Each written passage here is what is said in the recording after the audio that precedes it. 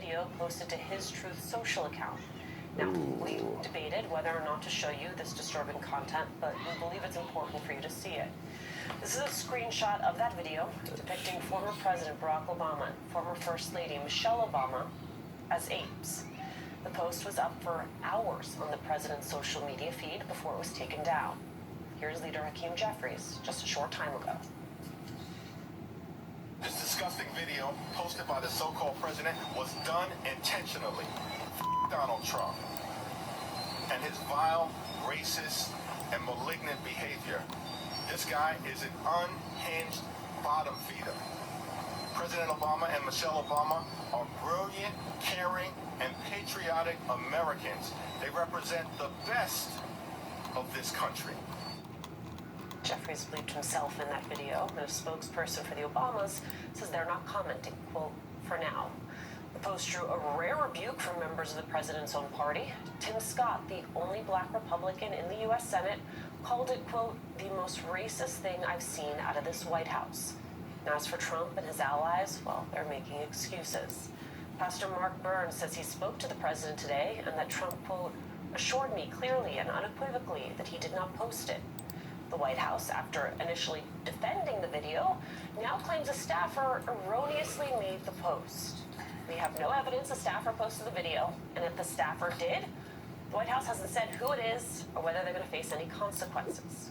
Regardless, we have heard nothing directly from the president on the post, almost an entire day after it went up. And let's be clear, Trump loves a distraction, even if it's this vile, especially as he desperately urges the American people to, quote, move on from the Epstein files. But that is not going to happen. It's also breaking tonight. Members of Congress will be able to review, starting this Monday, unredacted versions of the 3 million pages of Epstein documents released by the DOJ. Joining us now to discuss all of this, MS Now political contributor Jason Johnson. He's a politics and journalism professor at Morgan State University. Also with us, MS Now political analyst and New York Times opinion columnist Michelle Goldberg. So, I feel like a broken record because I said this earlier on the network, but I will say it again today. The first statement that the White House put out today, this morning, about this video was from the White House press secretary, where she said this was fake outrage, faux outrage, and that all the president did was repost a video, a meme video that depicted him as the king of the jungle and some Democrats as characters from The Lion King. There is not one ape in The Lion King. Not one ape. There's a baboon, Rafiki, but there are no apes in The Lion King. So the reality of the situation is that the trope of depicting black people as animals, close to apes, actually did not start as an insult nor as a joke. It started as justification for the rape and pillage and enslavement of African people on the continent. You can literally, the continent of Africa, you can literally look it up. And it was what the white Europeans perfected that the Americans used to justify chattel slavery. Take that all the way up to the civil rights movement. Again, the trope reappeared to justify why black people in this country shouldn't vote. And there's a direct line from what the white Europeans cooked up in the 1700s to this particular White House that now seems to deem anyone who is not a straight white man a DEI hire and not there because of merit. So know your history. Yes, this is in fact a distraction. That don't mean we're not going to address it though, because it is Black History Month. Only 6 days in, damn it. Y'all need to pull it together. Well, not too much more to say after that, because it is a perfect summation, Professor, of where the country finds itself right now. My take on this today was really a hard one, because this is what Donald Trump thinks of black people. Yes. I appreciate the history lesson. I appreciate the connection because it's very important. But at the end of the day, this is what this man, as President of the United States, thinks of black people. Irrespective of their title, position, their accomplishments, their successes, their failures, who they are, who they aren't. You are black and that's enough for me. His history, his first public discourse on the subject of race occurred in 1973-74 when he was sued by the Department of Justice for discriminating. Why? Because he didn't want black people to live in the apartments that his name was on. So this, for me, is just a continuation of the Donald Trump story that many of us have been trying to get both black and whites inside the party to understand and stop shilling for this person the way you have. Because guess what? You own this thing now too. You own this. So it's great people coming out today, Professor, and saying, this is the most racist. Oh my God.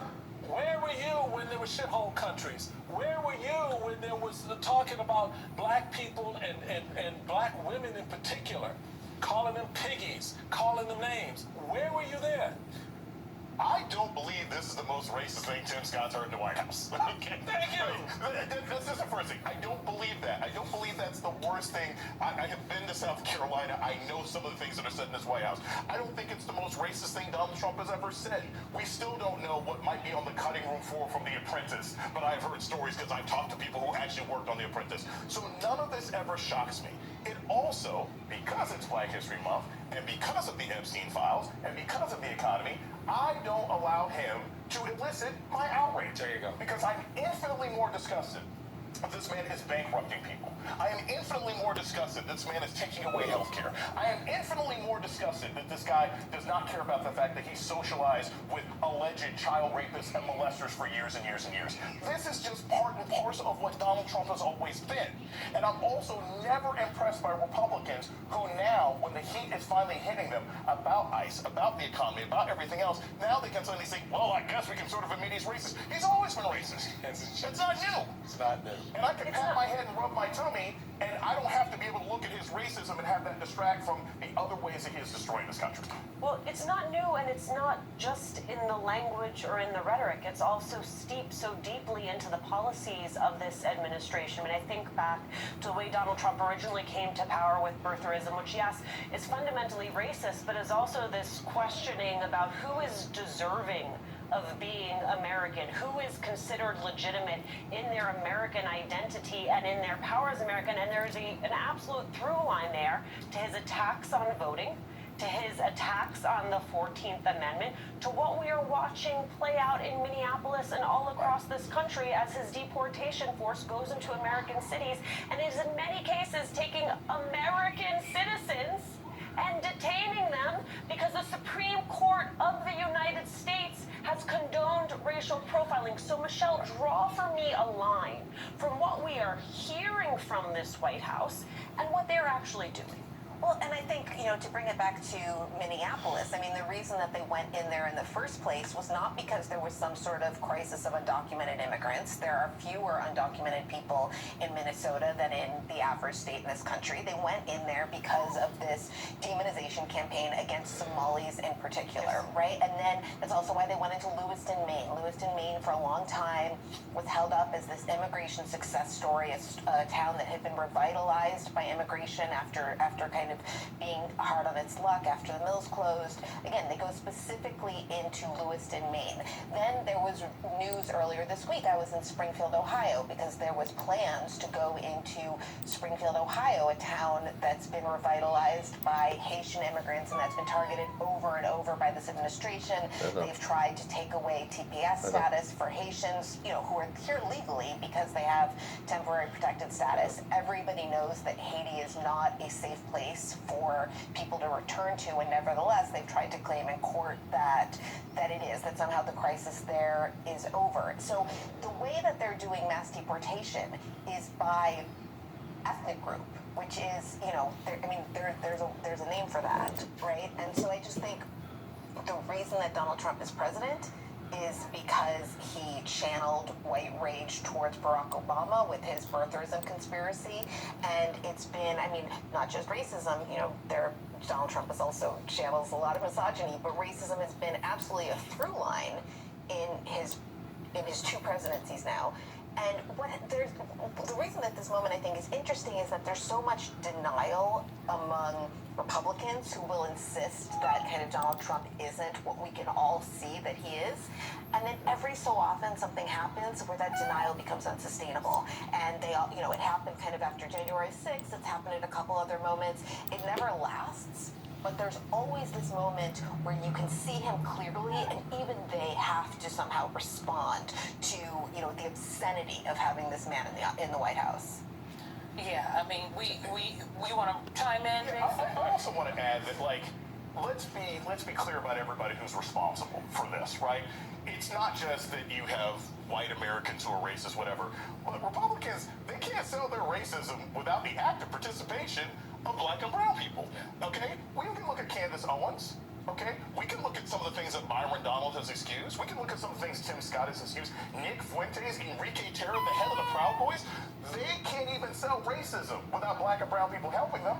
And that's part of the problem. So again, I think it's important for us to highlight what Donald Trump has always been. But we have to make sure that we look at racism and systematic racism and white supremacy and all these sorts of things as a group project. And it gets really lazy if we just say it's Trump and his administration. There are lots of people participating in this kind of problem. And that's what I think America needs to understand. Because as long as we just think it's him being a bad outlier and it's his party sort of protecting him, we forget about the fact that this is a pervasive problem, whether you're looking at ICE, whether you're looking at policing, whether you're looking at the Department of Justice or anything else like that. It is a larger issue than just one bad president. He is a symptom, not necessarily the cause of these problems. Well, the problem is in America, we have never truly reckoned with how this country came to be in the first place. And so when we discuss white supremacy, we don't talk about it as an ideology, but that is in fact what it is. And because it's an ideology, black people can be white supremacists. Come on now. Just like women can be sexist. Right? Because there's a belief in the patriarchy, there's an ideology, there's an infrastructure there. But I don't want to get too analytical tonight. I will just say that you pride yourself on being analytical, and we live for it, Simone Sanders Townsend. On tonight of all nights, I want to hear that analysis. And I just want to tell you, I'm not sure where this happened. One of our producers jumped in my ear. The President of the United States was just asked about this by several reporters at the White House, and he dodged all of those questions, Simone. I mean, because the actual answer is, you didn't think it was funny? Of course, this is what I think. Let's move on. Why is this a big deal for you? That's the actual answer, because that's the truth of who he is. But it's just a little too untoward, given the outrage from every corner of the political spectrum today, for him to say that. But there's one thing about this president: he has been wildly consistent in who he is. And so maybe, I think the issue that Jason Johnson and the chairman are raising here is that there are a number of people that have yet to reckon that not only did they excuse the president's racism and sexism, right, and his love of white supremacist ideology, because that is in fact what the Great Replacement theory is rooted in. Okay, this idea that now the Republicans are saying Democrats are shipping in, they're letting in all of these brown people to vote for them, and they're trying to replace us. So we have to send them back to where they're from. That's what Stephen Miller is saying. That is white supremacist ideology. But if we call it that and we say that, then there's a lot of people that think that they're good and moderate and the good guys, okay, and that are just waiting until Donald Trump is out of here, and then we're going to go back to how it was. There are a lot of people that they need to reckon with they themselves, okay? So, I don't know if the people are going to do their work. I will just say, the Epstein files ain't going anywhere. The Epstein files aren't going anywhere. We'll continue to talk about them because the victims of the Epstein files deserve this moment more so than Donald Trump wants them to have it. Michelle, I don't want to mix apples and oranges here, but there are, you really laid out the through line argument and narrative around how all this comes together. Let me ask you this, and I'm not trying to put a lot on you as a woman, as a white woman, nothing like that. As an American, as you step back and look at this, how do you see America receiving this moment? How do you think this lands? We have outrage and notes from people who have profile and so forth, but someone at the kitchen table tonight, are they talking about this? Is this something? Because my suspicions is this may not land as deeply as we would like it to. and that there may be more people who take comfort and may even laugh at it and think it's, it's a humorous way, and Black History Month was always a waste to begin with. Well, I think that probably a lot of people who voted for Donald Trump feel that way. And you can see in a certain way this kind of post as fan service towards a certain part of his base. I mean, I do think it has clearly landed enough that the White House has felt like it had to respond, right? They felt like they had to back off. They felt like they had to blame it on some mysterious staffer who goes on kind of posting sprees from the president's account in the middle of the night, which if somebody's authorized to do that, we should probably know about it. But look, this is a very, very unpopular president. I think that this has clearly broken through. It's why so many Republicans felt like they had to respond, like they had to denounce him. Even if, now some of them are already walking back their denunciations or saying there's nothing to see here. But again, I think it was one of those you're just a pain in the ass. moments from time to time. All right, you want to be on the ground? The veil drops and the sort of lies that people have to tell themselves to justify this kind of kamikaze presidency become insupportable. You're just gonna fuss. Yes. My final word on this, Alicia, is straightforward to the camera, to the American people. When we elect a representative, a president, they are an extension of who we are. Tonight I have to ask you, is this who we are? Because this is who our president is. Dr. Jason Johnson, Michelle Goldberg, thank you both so much for getting us started. We are not done with this conversation. Later in the hour, we're going to get reaction to Trump's racist video from Congresswoman Jasmine Crockett to discuss some breaking developments in the case of 5-year-old Liam Ramos, who just left that detention facility in her state. But up next, new details about an unusual letter Trump's Justice Department sent to secretaries of state all across the country. One of those secretaries, named Shayna Bellows, will join us to tell us what she received. You're watching The Weeknight.